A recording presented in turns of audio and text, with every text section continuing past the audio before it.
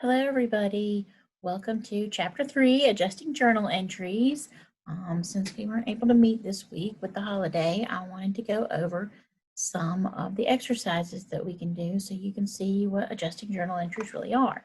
Now, the thing to remember about adjusting journal entries is they're just what they sound like. They're journal entries that we use to make adjustments. So we are adjusting accounts. So we're looking at accounts and saying, what is the balance now? What should it be? What kind of adjustment do we need to make? So it's something like this. Our supplies account. Remember, our supplies are things like our pens and our notepads and that kind of stuff. So if we have a supplies account that looks like this, you see this? It's at $1,000 debit for supplies. And we go to that cabinet and we count all the pens and all the other pens and all the little notepads and stuff that we have, and we go, nope, we've used up a lot of that stuff. We only have $600 worth of supplies. That's all we have. I need to make an adjustment there. We only really have $600 worth of supplies. I was getting ahead of myself. So what do we need to do? We need to adjust our supplies account by $400. Do you see that? It's 1,000. We want it to be 600. We need to adjust it by $400. How do we do that? Our supplies are going down, so we're going to credit supplies, the asset, by how much? $400. And we're going to debit something called supplies account, expense. I'm trying to write and talk at the same time. $400. This is your adjusting journal entry right here. A debit to supplies expense, a credit to supplies the asset, right? That's what it means to make an adjusting journal entry. Now, I want to look at on your homework, yes, here. I'm going to share my screen here. This is exercise 3-5 on page 112 in your book. Again, we're talking about making journal entries, okay? So, hold on, let me fix this. All right, can y'all see this? So here's 3 separate situations that we want to make adjusting journal entries for. Again, these are adjustments for time, things that have happened that we haven't recorded yet. So on this first one right here, it says, on April 1st, the company retained an attorney for a flat monthly fee of $3,500. Payment for April legal services is paid on May 12th. So the thing with adjusting journal entries is you have to look and say what really happened here. Company retained an attorney for a flat monthly fee of $3,500. That means they owe that attorney $3,500 in April. Have they paid it yet? No. When do they pay it? May. So that tips you off. We should have to have an adjusting journal entry in April. What does we need to do? We need to, on April 30th, show that we owe these legal fees. Legal fee expense, $3,500. But have we paid it yet? No. Legal fees payable, $3,500. These are the same type of journal entries that we've been making. You know how to make them. It's just the accounts that we're looking at. Now, adjusting journal entry will always, always, always have one income statement account and one balance sheet account. So what do we have here? Legal fee expense, that's an income statement account. Legal fee payable, that's a balance sheet account. That happens on the end of the month. That's an adjustment. Now, what happens on May 12th when we actually pay it? We're going to debit that legal fees payable because do we owe it anymore? No, we do not. And we're going to credit cash, right? We're going to take that cash out. So what we're doing here is we're booking the expense in April and not paying it till May. And we need an adjusting journal entry to show that. Now, on April 30th, as of April 30th, $3,000 of interest expense has accrued on our note payable. The full interest payment of $9,000 on the note is due on May 20th. What does that mean? Accrued means it's due. It's due, but we haven't paid it yet. So what happens there? We've got interest expense of $3,000, interest payable of $3,000 on April 30th because it's due. We haven't paid it yet. When are we going to pay it? May 20th. May 20th, we're going to pay $9,000 in cash, interest payable, and interest expense. That's the other $9,000. We just know that this interest expense must be $6,000 if we have $9,000 of cash and $3,000 of interest payable. Then what? Total weekly salary expenses for all employees is $10,000. This amount is paid at the end of the day on Friday for each 5-day work week. April 30th falls on Tuesday of this year, which means that the employees had worked 2 days since the last payday. The next payday is May 3rd. All right, you got to get your little paper and pencil and calendar out for this because you're going to have to write down your dates. Okay? So what? For a week, we pay our employees $10,000. Y'all see that? For a week, we pay them $10,000. It's paid on Friday. We have Monday, Tuesday, Wednesday, Thursday, Friday. It's paid on Friday of each week. If it's $10,000 in 5 days, that means it's $2,000 a day that we pay in payroll. Y'all see that? You see that? So $2,000 a day. If April 30th, the end of the month, falls on a Tuesday, that means what? We have 2 days, Monday and Tuesday, times $2,000 a day is $4,000, right? And I tell you that because watch. Our salary expense is $4,000. Our salaries payable is $4,000, right? Do you see how I got that? Okay, $4,000. Salary expense, because we haven't paid it yet. It's due. It's a payable. That's what that $4,000 is. Then on May 3rd, when we actually pay it, how are we going to pay it? It's going to look like this. Our cash is $10,000 because we're going to pay for the full week on Friday. And we're going to take off the payable that we owe. And then that salary expense is Wednesday, Thursday, Friday that actually happened in May 1st, 2nd, and 3rd. And that's the 3 days times $2,000, which is $6,000. Okay. Yeah. Hold on. We don't want to do this one. This is the same thing, just with different numbers. I'm going to try to roll through it real quickly so that we can go to the next one. All right. Here's adjusting journal entries. This is kind of a bunch of more adjusting journal entries for the year ended December 31st for each of these separate situations. Okay. It says assume prepaid expenses are initially recorded in the asset account. All right. So remember, every adjusting entry affects one balance sheet account and one income statement account, but never cash. Did you see that? Let's put that up here again. Never cash. Okay.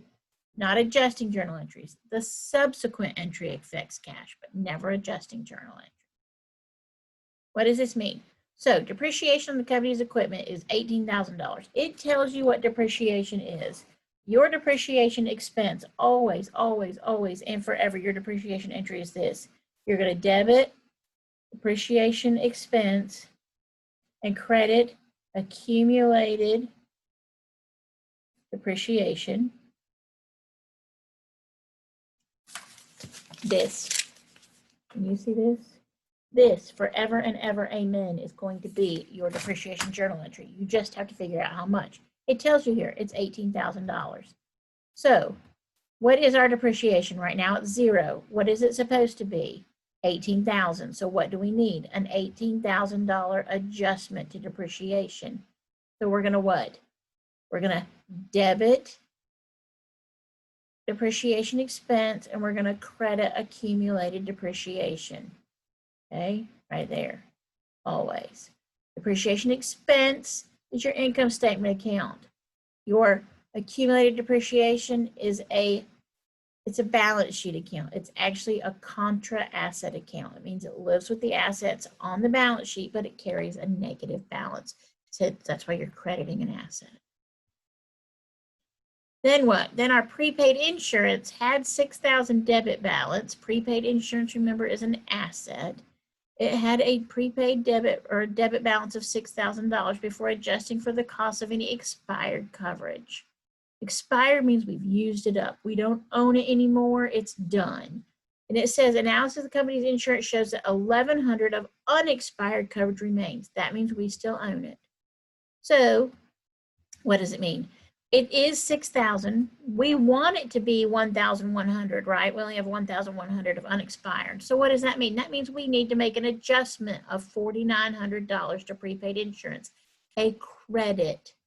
When you use up that insurance, it goes to insurance expense. So we're going to credit prepaid insurance. We're going to debit insurance expense. Okay, that's the way that works. One income statement account, one balance sheet account. Then what? Then supplies account had a $700 debit balance at December 31st of the prior year. That means it also had a $700 debit balance at beginning at 1/1, right? December 31st is the same thing as 1/1 in time. And 3,480 of supplies were purchased during the year. So we started with 700 and then we added 3,480. So that's your 4,180 right there. Now, we know now when we added it up, we only have 300 left. So what do we have to do? We have to make an adjustment of how much of 3,880, which is your 4,180 minus your 300. So what does that adjustment look like? We're going to credit supplies. See, that's what we're doing right here. We are reducing that supplies account. That is an asset. We are debiting supplies expense. I know that's weird because it's the same name, but you have a supplies expense account that is an expense, a supplies that is an asset. So here you are reducing your assets, increasing expenses. Then what do we do? 2/3 of the work related to $15,000 of cash received in advance was performed this period. All right, that means we got paid in advance. When we get paid in advance, we call that unearned revenue. It is a credit because it is a liability because you may have to pay it back until you get it all the work done. So we have unearned revenue, but it tells us that 2/3 of that work has been performed. When we perform the work, we need to move that out of unearned revenue and into a revenue or fees earned account, an actual revenue account. So 2/3 of 15,000 is what? 10,000. So we need to adjust it by $10,000. So it's going to, it was 15, it needs to be 5. How do we do that? Remember, we always have an income statement account and a balance sheet account. How do we do that? We're going to debit unearned revenue, right? We're reducing unearned revenue. We're going to debit unearned revenue, and we're going to credit revenue. Remember your book, revenue, fees earned, it's the same thing. Okay, so we're taking it out of unearned and we're putting it in earned. That's the adjustment. Then prepaid rent account had $6,800 debit balance at December 31st before adjusting for the cost of prepaid rent expired. An analysis of the rental agreement shows that $5,800 of prepaid rent has expired. Expired, remember, means used up, gone. We don't have it anymore, so we need to take it out of our prepaid rent account. And prepaid just means we paid that, or prepaid, well, that's weird. This is prepaid rent, this is prepaid insurance, but it's the same thing. It doesn't matter. Same concept. So it's 68,000 on the books. We needed to be 1,000, so what do we need to do? We need to adjust it $5,800, a credit to prepaid, which is an asset. You're crediting that asset, you're reducing it, $5,800. Where's that go? Insurance expense. As a side note, if this was still rent, that would be rent expense. Same concept, okay? Then what? Wages expense of $3,200 have been incurred but not paid as of December 31st. Incurred means they've done the work, but we haven't paid them yet. We owe them, but we haven't paid them. So right now our wages payable is 0. It needs to be $3,200 because we owe for this work. We haven't done it yet, but we owe for it. So what do we have here? We're going to have to record that wages payable, right? Right here, it's a credit. We're going to record that credit to wages payable. Where are we going to put that wage expense? Debit that expense to increase it, right? So those are just a few little tips on adjusting journal entries. We'll go over some more of them in class again. I'm going to look and see if there's one more that we want to do. Hold on, I'm looking. I don't think you can. I'm trying to get through all these slides to see if there's anything else that we might like. But hold on. One more. Nope, still not there. Hold on, still looking. It's kind of the same thing. Okay. That's what we have for adjusting journal entries today. Remember, they are just adjustments. You need to figure out the amount and the accounts. That's the way it works. So first thing you have to do is look back and say, what really happened here? And then how much is involved? What does the account say? What should it be? What's the dollar amount adjustment I need to make? Remember, these accounts always, always, always affect one income statement account and one balance sheet account, but never cash. Cash is sometimes what we talk about in a subsequent entry, but not in that initial adjusting journal entry. We'll talk more about this in class next week, but I just wanted to give you a heads up on this so you could go through and look at it and go through these questions, because those will help you with your homework. You can always email me or let me know if you have any other questions. Thanks.